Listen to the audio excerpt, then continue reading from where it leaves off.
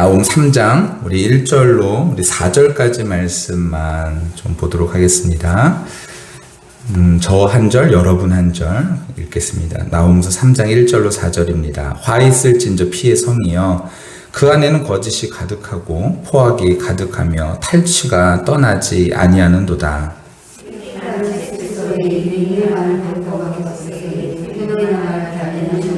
충동하는 기병, 번쩍이는 칼, 번개 같은 창, 죽임당한 자의 때, 죽음의 큰 무더기, 무수한 시체여 사람이 그 시체에 걸려 넘어지니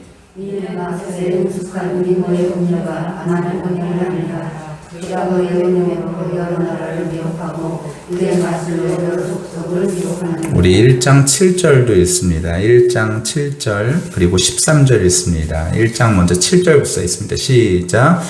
여호와는 선하시며 환난 날에 산성이시라. 그는 자기에게 피하는 자들을 아시느니라. 아멘. 13절도 읽습니다. 시작.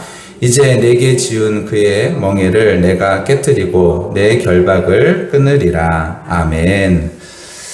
네, 우리 나홈서 말씀 보고 있죠. 어쩌면 우리 그 구약에 있는 뒤에 있는 이 소선지서들은요, 어쩌면 참 우리가 설교 때 쉽게 접하기 어려운 본문 중에 하나가 아닌가 싶습니다. 하지만 이 나홈서가 분명히 하나님께서 우리에게 주시고자 하시는 메시지가 있고, 그리고 이 메시지를 우리가 듣는 것은 중요한 일이며 의미 있는 일인 줄 압니다. 혹시 그 삼일천하라는 말 들어보셨죠? 삼일천하. 그 말이요. 어디서 왔냐 보니까 고대 페르시아에서는요, 전쟁에서 승리하면 잘생기고 그리고 체격이 있고 그리고 굉장히 이렇게 건장해 보이는 노예를 3일 동안 왕자리에 올려줬대요. 전쟁에서 승리하면은 노예 중에 한 사람, 잘생긴 사람, 멋있는 사람을 3일 동안 왕좌에 올려줘서 말 그대로 3일 천하를 보내게 해줬대요. 3일 동안 이 노예는 자기가 평상시에 먹고 싶은 거, 하고 싶은 거, 이 모든 것들을 이제 다 마음껏 해볼 수 있는 것이죠. 그런데 3일이 딱 지나면 이 페르시아에서 이 사람을 처참하게 죽이면서 축제를 벌이는 것이 3일 천하라는 말이 있었다고 합니다. 3일의 주인공으로만 살았던 것이죠. 여러분, 우리도 이 땅 가운데에서 살면서 우리의 인생이 3일은 아니지만 우리 인생이 하나님 앞에 그저 이렇게 평생을 살아가는데 하나님 앞에 정말로 아름다운 삶이 되어졌으면 좋겠습니다. 그저 이 세상 가운데에서 누리고 쾌락이 있고 이런 삶이 아니라 하나님으로 인하여서 큰 기쁨과 감사를 누릴 수 있는 그런 우리 모두가 다 되어졌으면 좋겠습니다. 나홈서 이제 오늘까지 3장 말씀까지 이제 다 보게 되어지는데요. 나홈의 의미가 뭘까요? 나홈은요, 위로자라는 뜻이 있습니다. 하나님이 위로하신대요. 하나님이 누구를 위로하시는 거냐면 이스라엘을 위로하신다라는 거예요. 이스라엘의 여러 가지 멍에들, 힘든 것들, 전쟁의 포로들, 이런 모든 것들 가운데서 하나님께서 다 보복해 주신다라는 것이죠. 다 갚아주신다. 너희를 힘들게 하고 어렵게 했던 모든 것들 다 갚아주신다. 그러니 너희는 무서워하지 말라라는 이야기를 하고 있는 것이 나홈서입니다. 여러분, 이 세상을 이끌고 가는, 역사를 이끌고 가는 두 가지의 힘이 있다 그래요. 두 가지의 힘 중에 뭐가 있냐면은, 하나는 힘의 원리가 있고 하나는 은혜의 원리가 있습니다. 세상 나라는 힘의 원리의 지배를 받고, 그리고 하나님 나라는 은혜의 원리의 지배를 받으면서 살아가는 것이죠. 우리말 사전에 보면요, 힘이 무엇이냐면 사람이나 동물이 몸에 갖추고 있으면서 스스로 움직이게 하거나 다른 것을 움직이게 하는 능력, 근육, 이런 것들을 힘이라고 말하는데, 이 사회적으로 힘이라는 게 무엇이냐면 자신이 원하는 것을 얻을 수 있는 능력을 말합니다. 힘이 있다. 그래서 자신이 힘을 가지고 있다. 이 사람 참 힘이 있어. 이렇게 하면 뭐가 있는 거예요? 단순히 이렇게 근육의 힘도 있는 것도 있지만, 이 사람 말 한마디면 뭐가 다 돼. 이럴 때, 이 사람 힘 있는 사람이야. 이런 말 하지 않습니까? 근데요, 대표적으로 힘이 무엇이면 능력, 실력, 권력, 세력, 그리고 체력, 재력, 매력, 영역, 이런 것들이 있죠. 그 힘이 돈일 때는 뭐라 그러면 재력이라 그래요. 야, 저 사람 돈이 많아. 재력이 있어. 벼슬일 경우에는 권력이라고 말하죠. 지식일 때는 실력이라고 말하고, 육체일 경우는 체력, 숫자일 때는 세력, 뭐 이렇게 말합니다. 그리고 영적인 힘 같은 경우에는 영역, 그리고 아름다움일 때는 매력이다라고 말하죠. 세상은 양육강식, 적자생존, 자연도태 이런 것들로 이 세상의 힘의 논리로 계속해서 이끌려고 합니다. 그래서 사람들은 이 힘을 소유하기 위해서 죽을 때까지 부지런히 움직이죠. 사람이 힘을 취득하기 위해서 노력하는 것은 당연합니다. 그러나 힘이란 정당하게 취득하고 정당하게 사용되어지는 것이죠. 나홈선은요, 당대 최고의 힘을 가지고 있었던 니누에, 근데 그 니누에가 힘을 어떻게 썼냐면 부당하게 취득하고 부당하게 사용했다. 그러니까 하나님께 어떻게 하신다? 그 나라를 심판하신다라고 말씀하고 계신다라는 거예요. 자신이 원하는 것을 위해서 그들이 행하는 것을요, 오늘 본문에 딱 한마디로 표현하고 있어요. 3장 1절을 보면은 화 있을진저 피의 성이여 라고 말합니다. 피의 성. 그래서 니누에를 피의 성이라고 부르는 거예요. 이들 가운데서는 정확하게 말하면 피들의 성인데요, 부당하게 자행된 폭력, 그러니까 피들의 성입니다. 피가 너무 많다라는 거예요. 부당하게 자행된 폭력, 그리고 부당한 폭력에 의해서 희생된 피들, 이런 것들이 너무 많이 있다라는 거예요. 그 성 안에 있는 모든 것들이 다 뭐냐면 거짓이라는 것이죠. 부당한 힘을 얻게 되어주고 부당하게 그 일들을 했던 것. 그래서 그 성은요, 약탈로 가득하고 거짓과 약탈과 탈취 뭐 이런 것들이 적나라하게 거기 땅 가운데 다 있었다라는 거예요. 그 성은 오로지 힘이 지배하는 세상이며 수단과 방법을 가리지 않고 다른 이의 것들 약탈하는 그런 일들이 있었다라는 것이죠. 이 과정에서 누군가의 피가 흘린다 할지라도 그것에 대해서 전혀 개의치 않았다라는 거예요. 수많은 희생의 피 위에 세워진 번영의 성, 그야말로 피의 성이다라는 것이죠. 흔히 약하면 짓밟힌다고 우리는 뭐라 그러죠? 야, 너 힘을 길러야 돼 라고 말하잖아요. 그죠? 너 힘을 길러야 돼. 그러니까 뭐 해야 돼? 너 열심히 뭐 공부를 해야 돼. 너 열심히 살아야 돼. 대부분 가르치는 것들이 왜 그러냐면은 이 세상 가운데에서 힘의 논리에서 밀리지 말라고 열심히 공부하라고 그렇게 가르치고 있거든요. 그래서 나라도 힘에서 밀리지 않도록 강대국이 되어야 된다고 말해요. 근데요, 세상은요, 우리의 시선을 계속 지속적으로 뺏으려고 그래요. 어디로 뺏으려고 그러면은 역사의 주도권을 누가 쥐고 있는가라는 거예요. 힘이 쥐고 있는가? 하나님이 쥐고 있는가? 근데요, 힘 있는 자들이 가지고 있다. 이것이 계속 세상에서 우리에게 주는 메시지라는 거예요. 그러니까 이런 선지서들이 우리에게 유익한 것은 무엇이냐면은 우리의 시선을 하나님께로 다시 한번 돌릴 수 있도록 한다는 거예요. 이 세상 가운데 부당한 힘으로 이 모든 것들을 쟁취한 것들, 하나님께서 그것이 반석인 것 같냐? 하나님께서 다 깨부신다라는 거예요. 그런 것들이 영원히 갈 것 같으냐? 다 깨부순다라는 거예요. 그러니까 아이들도요, 뭘 원하냐면은 이 세상에서 그냥 잘 되고 잘 먹는 거, 뭐 이런 거, 나만 잘 되면 되는 거, 이런 것만 바라는 것이죠. 교회 안에서도 이런 힘의 논리로 뭔가를 다 설명하려고 하는 것이죠. 근데 그렇지 않다라는 거예요. 우리는 어떤 논리로 이 세상을 살아가느냐? 힘의 논리로 살아가는 사람들이 아니라 하나님의 은혜의 논리로 살아가는 사람들이 바로 우리다라는 것을 우리는 알고 있어야 되고, 그리고 그 은혜의 논리로 우리가 이 세상 가운데에서 하나님께서 살게 하신다라는 사실을 우리가 깨닫고 우리가 깨달은 사람들이 그리스도인이다라는 것이죠. 예수님이 힘으로 십자가를 이기셨나요? 아니잖아요. 순종으로 그 길을 이기셨잖아요. 하나님의 뜻을 그 길을 끝까지 이루셨잖아요. 그러니까 하나님께서 그를 예수 그리스도를 통하여서 이 많은 백성들을, 이 세상을 구원하시고 그 이름을 높여주셨잖아요. 근데 우리는 신앙 따로 세상 따로 살아가는 그런 모습들이 있다라는 것이죠. 힘의 논리로 살아가는 것이 아니라 은혜의 논리로 살아가는 것이 바로 우리다라는 것입니다. 제가 한 이야기를 한번 읽어드릴게요. 이게 실제로 있었던 일 같은데요. 서민이는 택시기사가 되었다. 처음부터 택시기사가 된 것은 아니었다. 대학 시절에 독재 타도를 외치면서 정치 민주화를 위해서 열심히 투쟁하였다. 이 사람이요, 이제 1980년대, 70년대 요때 대학생들은 이거 많이 했죠. 신학교에서 특히 이거 많이 했습니다. 저희 선배들도 보면은 이거 정권에 대해서 계속 외치다가 뭐 잡혀가기도 하고 이런 일들 많았었죠. 이 사람도 그랬던 것 같아요. 군사 정권에 그 감옥에도 갔었다. 일제시대 때 민족의 독립을 위해서 싸웠던 의로운 신앙인들처럼 자신은 정치적 민주화를 위해서 헌신하고자 했다. 정권이 바뀌면서 나라의 민주화는 어느 정도 이루어졌다고 생각했다. 정치적 민주화는 어느 정도 이루어졌지만 인권은 그리 신장되지 않았고 무엇보다 경제적 정의는 이루어지지 않아 빈부격차는 갈수록 심해졌다. 개천에서 욕 나온다라는 말은 옛말이 되었다. 돈도 권력도 명예도 지식도 다 세습이 되었다. 수가 신이 되고 돈이 세상을 지배해갔다.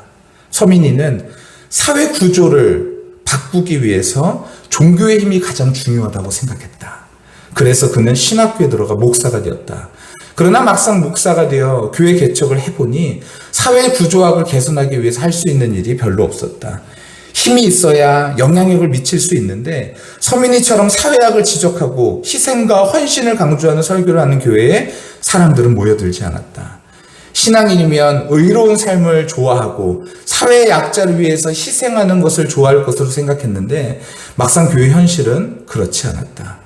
현세적 축복과 심리적 평안을 강조하는 교회는 사람들이 많이 모였지만 공의, 정의, 희생, 나눔 이런 거 강조하는 데는 신앙인들마저 좋아하지 않는다는 사실을 뒤늦게 깨달은 그였다.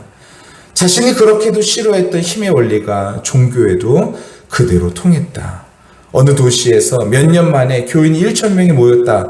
성공 사례 이런 것들로 발표되었고 그들은 성공한 목사라고 대접을 받았다. 성공의 이유를 여러 가지로 포장했지만 실제로 포장지를 뜯어보면 권력이 그 안에 또아리를 틀고 있었다. 대학교 때 함께 놀던 2명의 친한 친구가 있었다. 한 아버지는 그 큰 교회의 목사였다. 서민이가 감옥에 가 있을 때 그는 공부하여 미국에 유학을 갔다. 유학을 하고 돌아온 그는 아버지의 뒤를 이어 목사가 되어 자기 아버지의 교회를 물려받았다. 사람들이 종교 세습을 비난하자 한 친구 아버지는 그 아들을 신도시로 데리고 가서 대형 교회를 지어서 세습을 시켜주었다. 교회는 270억을 주어 지었는데 1년 만에 5,000명의 교인이 모였다고 자랑을 하였다. 서민은 예수님처럼 살려고 하지 않고 예수님을 통해서 출세하는 사람들이 싫었다. 예수님처럼 희생하고 봉사하며 헌신하는 삶을 살려고 하는 것이 아니라 예수님을 통해 종교적인 힘을 얻고자 하는 사람들이 구역질 날 정도로 역겨웠다. 세상이 변하여 돈이 없는 사람은 아무리 노력해도 어려움을 극복할 수 없듯이 교회 현실도 똑같은 함정에 빠져 있었다. 지하 새방에서 개척을 시작한 서민이 역시 아무리 노력해도 세상에 영향을 끼치는 것이 아니라 사람들의 구제의 대상이 되었다. 목회하는 것이 다른 사람을 도와주는 것이 아니라 다른 사람들에게 피해를 주는 꼴이 되어져 버리는 것 같았다. 그는 자신이 목사로서 부적격자라고 생각했다. 그래서 택시기사가 되기로 결심했다. 기사가 된 지 한 달쯤 되었다. 한 젊은이가 그 차에 탔다. 월곡동 가요. 한참 가는데 이 청년이 칼을 들이댔다. 서민이는 설득하고자 하였지만 그 청년은 서민이를 흉기로 찌르고 돈을 빼앗아갔다. 불의를 참지 못하는 서민이는 괘씸한 마음에 경찰에 신고한 후에 동행 잠복 근무를 자청했다. 90일 만에 그를 잡았다. 그는 같은 수법으로 택시 강도를 8번이나 저지른 택시기사로부터 80만 원을 빼앗았다. 서민이는 왜 돈이 필요했냐고 물어보았다. 그러자 그가 이렇게 말했다. 이틀이나 밥을 먹지 못해 배가 고파 그랬다. 라고 말했다. 서민이는 직접 그의 집에 가보았다. 낯익은 동네였다. 대학 시절 친구와 함께 가보았던 그 교회 근처였다. 지금은 아버지 교회를 세습한 친구가 담임 목사가 되어 목회하는 그 교회였다. 그 동네에서 가장 큰 교회였다. 근데 그 바로 옆에 초라한 집 지하 단칸방에 이들이 살고 있었다. 아버지는 일찍 세상을 떠났고 어머니는 질병으로 누워 있었고 암에 걸렸지만 치료할 돈이 없어서 집에서 고통을 당하고 있었다. 누나 하나 있는데 누나는 공장에서 일하다가 다리를 다쳐서 장애인이 되어 휠체어를 타야만 했다. 전기세를 내지 못해서 전기가 끊어진 지 3달 되었다. 그는 주머니에 있는 돈을 그의 어머니에게 다 주고 경찰에게 선처해 줄 것을 호소했다. 그러나 법은 눈물이 없었다. 그는 구속되고 말았다. 정린이 살고 있는 집 옆에 있는 친구 목사에게 도움을 요청해보고 싶은 생각도 있었다. 그러나 자존심이 허락하지 않았다. 서민이는 아무도 돌볼 이 없는 그 모녀를 모시고 아버지가 평생 장애인들과 살았던 산골로 들어갔다.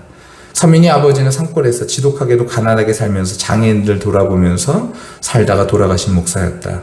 어머니를 일찍 하늘나라로 보내시고 아버지는 홀로 장애인들을 돌보며 살았다. 아버지가 돌아가신 후 장애인들은 흩어졌고 아무도 그 집에서 살지 않았지만 이제 서민이가 아버지를 세습하게 되었다.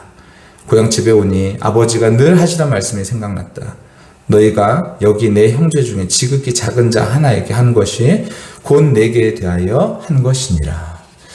여러분, 우리는요, 이 세상 가운데 살면서 많은 힘들을 얻죠. 많은 힘을 얻을 수 있는 기회도 생깁니다. 그런데 그 힘을 어떻게 얻고 그리고 어떻게 사용하는가에 대한 생각들은 크게 하지 않는다라는 거예요. 하나님은요, 그 모든 과정들이 중요하다라고 말씀하고 계십니다. 그래서 그 과정이 피 흘리고 그 과정이 제대로 되어지지 않는 사람들, 특별히 니느웨를 하나님께서 심판하시겠다라고 말씀하신 것이죠. 여러분, 우리는요, 어떻게 이 세상 가운데서 살아갑니까? 우리가 부당하게 하나님의 이익을, 사람들에게 어떤 이익을 취하는 것도 있을 수 있고요. 그리고 혹은 그 취한 어떤 것으로 우리의 힘으로 잘못된 방향으로 그런 일들을 사용하고 있을 때도 있다라는 거예요. 우리 모두가 오늘 이 말씀이, 이 선지서의 이 말씀이 우리에게 힘이 되시기를 예수님의 이름으로 간절히 축원합니다. 세상은 그게 맞다라 그래요. 어찌됐든 부당한 방법이라도 힘을 얻어야 된다. 어떤 방법이든지 힘을 얻어야 된다. 그리고 그 힘을 얻으면 너의 유익을 위해서 사용하면 된다라고 얘기하지만 우리 기독교는요, 하나님은요 그렇게 말씀하시지 않는 분입니다. 부당하게 얻는 것이 아니라 정당한 방식으로 얻고 정당한 방식으로 하나님의 일에 사용되어지는 것, 그것이 하나님께서 기뻐하시는 일이며 그것이 주님께서 우리를 향하신 하나님의 뜻인 줄 믿습니다. 그렇지 않았던 니느웨 어떻게 되어졌죠? 완전히 깨어져 버리게 되어진 것입니다. 완전히 망했죠. 하나님은 니느웨가 망한 것을 뭐라고 표현하셨냐면 여호와께서 야곱의 영광을 회복하실 것이다 라고 말씀하셨어요. 그러니까 니느웨가 멸망하는 것, 부당하게 취득되어지는 것들, 그리고 부당하게 사용되어지는 것들, 이런 것들을 멸하시는 것이 하나님이 영광 받으시는 일들이라고 말씀하고 계신다라는 거예요. 우리 모두가 그러니 이러한 일들에 빠져 있는 우리가 아니라, 이런 것들이 세상을 이끌고 간다라고 생각하는 우리가 아니라 하나님의 뜻이 이 세상을 주도해 나가며 하나님의 뜻이 옳다라고 생각하며 그 길을 따라서 갈 수 있는 저와 우리 모두의 마음이 되기를 예수님의 이름으로 간절히 축원합니다. 이번 주일에 동기 모임을 했어요. 6가정이 모였는데 모인 이유는 간단했습니다. 저희 동기들이 이제 나이대들이 이제 뭐 청빙을 받던지 아니면 개척을 하던지, 여하튼 목회의 굉장히 중요한 갈림길이거든요. 요즘은 부교육자 나이가요, 몇 살로 갈리는 줄 아십니까? 요즘은요, 39 이렇게 갈려요. 39 이상은요, 부교육자로 해서 청빙을 하려고 하지 않습니다. 교회에 아예 그렇게 써져 있는 데들이 많아요. 그래서 39 이상은 서류를 내지 말아달라고까지도 쓰는 데들이 많이 있거든요. 그러다 보니까 이제 동기들이 이제 그런 고민들이 이제 점점 더 많아져요. 현재는 부교육자로 있으면서 그 자리에 있지만 이제 새로운 교회로 가야 되는 어떤 그런 고민 가운데 있는 것이죠. 근데 이제 어떻게 해야 되나라는 거예요. 그래서 그 동기들과 함께 좀 동기들을 위로하고자 우리 교회로 와라. 내가 고기를 구워줄 테니까 함께 와라. 그래가지고 이제 동기들이 좀 이렇게 모였으면 하는 마음에서 그렇게 했는데, 모인 사람들이 위로가 필요한 사람들이 온 게 아니라 위로가 안 필요한 사람들이 많이 왔어요. 그래서 제 마음이 조금 그렇긴 했는데, 그래도 이들에게도 하나님 위로가 필요하시니 또 이들도 오라고 또 이렇게 하나님 하셨겠지라는 생각으로 그 시간을 보냈는데요. 그런 시간을 보낼 때 참 어려운 게 한 가지 있어요. 뭐가 어렵냐면 저희 옹결이가요, 저희 아내는 일을 해야 되고, 그래서 저는 고기를 구워야 되는데, 옹결이가 혼자 있을 수는 없잖아요. 옹결이가 항상 그때마다 저희 마음속에 어렵거든요. 근데, 보니까 동기들, 그리고 사모님들이 와가지고, 뭐 같이 음식도 준비해주고, 그리고 같이 뭐 이것도 준비도 하고, 막 그런 일들을 했어요. 근데 그 순간에 제가 제일 고마운 사람이 누군지 아세요? 제일 고마운 사람. 제일 고마운 사람은 옹결이를 끝까지 챙겨주는 사람이 제일 고맙더라고요. 저는 옹결이를 통해서 하나님의 마음을 정말로 많이 느낍니다. 하나님께서 우리에게 많은 것들을 허락하시고, 우리에게 어떠한 뭐 힘도 허락하시고 모든 것들을 허락하셨죠. 근데 이런 것들을 허락하셨을 때, 내가 좋고, 내가 행복하고, 내가 이렇게 잘 지내는, 이것도 너무 좋죠. 너무나 중요한 일이죠. 하지만 거기에만 몰두되어 있는 것이 아니라, 하나님께서는 그런 약한 사람들에게, 그 도움이 필요한 사람들에게 하나님의 손길이, 우리가 하나님의 손길이 되어 그들 가운데 가기를 하나님께서는 너무나 원하신다라는 거예요. 그런데 그것이 아니라 내 마음, 내 뜻, 그래서 내가 정말로 내가 어떻게 하면 내가 잘 살 수 있을까? 막 이런 거.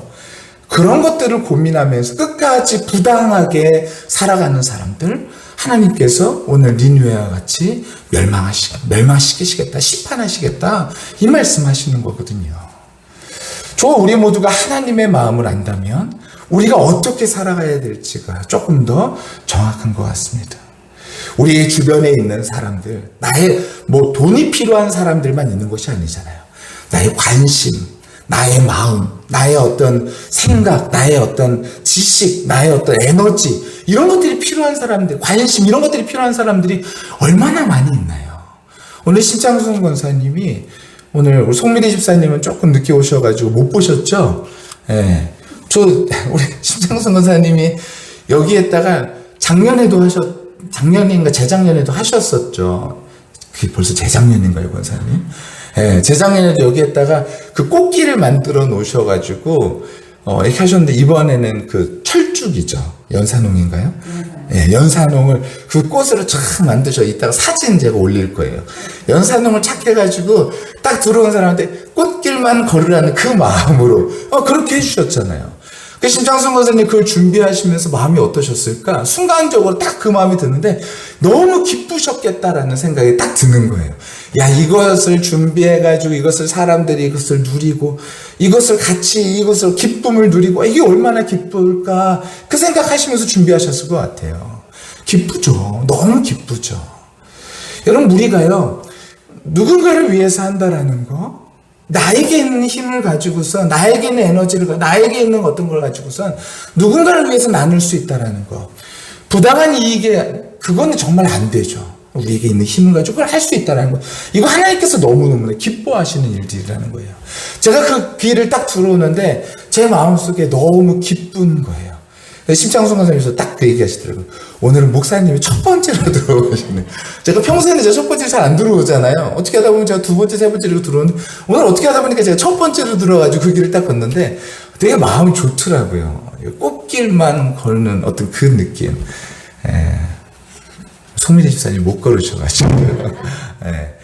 그 길이 너무 좋더라고요. 여러분, 우리가요, 그런 마음들 함께 나눌 수 있는 우리 모두가 다 되어졌으면 좋겠습니다. 오늘 7절 말씀 같이 읽었는데, 나홈서 1장 7절 보면은, 여호와는 선하시며 환난 날에 산성이시라. 그는 자기에게 피하는 자들을 아시느니라. 여러분, 피한다가 뭘까요? 여호와께 피한다가 무슨 의미일까요? 피한다. 그냥 하나님 앞에 이렇게 피한다는 의미일까요? 아니요, 그것이 아니라 니느웨, 이 전체 니느웨의 사건들을 전부 다 봤을 때 하나님께 피한다라는 것은 무엇이냐면은 니느웨와 같은 그런 편에 서지 않는다라는 거예요. 부당하게 이익을 취하지 않고 자신에게 권력이 있는 걸 가지고 부당하게 사용하지 않고 이웃들과 함께 나누며 하나님의 뜻에 합당하게 그 일을 사용하는 것, 이것이 바로 하나님께 피하는 자들의 모습이다라는 것이죠. 여러분, 우리가요, 우리에게 있는 많은 것들을 가지고 하나님의 일들을 위하여서 함께 사용되어져서 하나님의 기쁨을 함께 누리실 수 있는 저와 우리 모두가 다 되시기를 예수님의 이름으로 간절히 축원합니다. 이 일들이 우리 성도들 가운데의 삶 속에서 정말로 일어났으면 좋겠고요. 이 일을 가지고서 기뻐할 수 있는 일들이 우리에게 전부 다 일어날 수 있는 그런 귀한 일들이 일어나게 되기를 예수님의 이름으로 간절히 축원합니다. 그렇게 하고선 동기들이 돌아갔어요. 동기들이 돌아가는데 돌아가면서 아이들도 함께 왔었거든요. 근데 아이들이 뭐라 그러면은 너무너무 즐거웠다라는 거예요. 우리 교회 오면 그렇게 좋은가 봐요. 아이들도 좋고 부모들도 좋고 다 좋은가 봐요. 방방이 애들 타고 그네 타고 뛰어다니고 놀고, 그리고 부모들끼리에서는 우리가 만나면 이제 무슨 얘기하겠어요. 목회 얘기하고 어떻게 하면은 하나님의 뜻을 잘 전할 수 있을까, 이런 것들 함께 고민하면서 같이 얘기하고 같이 힘을 내자 그러고 이런 얘기하고선 돌아가는데 다들 너무 좋았다고, 너무 고마웠다고 그런 얘기하더라고요. 여러분, 하나님께서 우리에게 허락하신 많은 것들을 가지고선 우리 이웃들과 더불어서 나눌 때 우리가 받는 것보다 훨씬 더 큰 기쁨이 있는 줄 압니다. 우리 이웃들과 더불어서, 우리 가족들과 더불어서 이 하나님의 사랑을 나눌 수 있는, 우리에게 가진 것을 가지고 부당하게 취득하는 것도 아니고 그것을 가지고선 정말 부당하게 사용하는 것이, 내 유익을 위해서 사용하는 것이 아니라 하나님의 유익을 위하여서 사용할 수 있는 저와 우리 모두가 돼요. 이 세상 가운데 하나님의 뜻을 이룰 수 있는 우리 모두가 다 되시기를 예수님의 이름으로 간절히 축원합니다. 그래서 우리의 손을 보면은 예수가 생각났으면 좋겠어요. 우리의 발길을 보면은 예수가 생각났으면 좋겠고요. 우리의 눈을 보면 예수님이 생각났으면 좋겠습니다. 우리의 걸음, 우리의 행동, 이런 모든 것들을 보면서 야, 저 사람이 바로 예수가 살아있는 사람이구나. 왜냐하면 우리 안에 성령께서 살아 계시잖아요. 그러면 성령께서 나타나야죠. 그 성령께서 나타나는 삶이, 우리의 삶이 다 되시기를 간절히 축원합니다. 그렇지 않은 능유의 멸망하는 소리, 전쟁의 소리, 이런 소리들만 가득한 것이죠. 그런 소리가 아니라 하나님의 평화의 소리, 이제는 칼을 쳐서 보습을 만드는 그런 일들, 하나님의 영광이 나타나는 그런 일들만 우리 삶 속에서 일어나게 되시기를 예수님의 이름으로 간절히 축원합니다.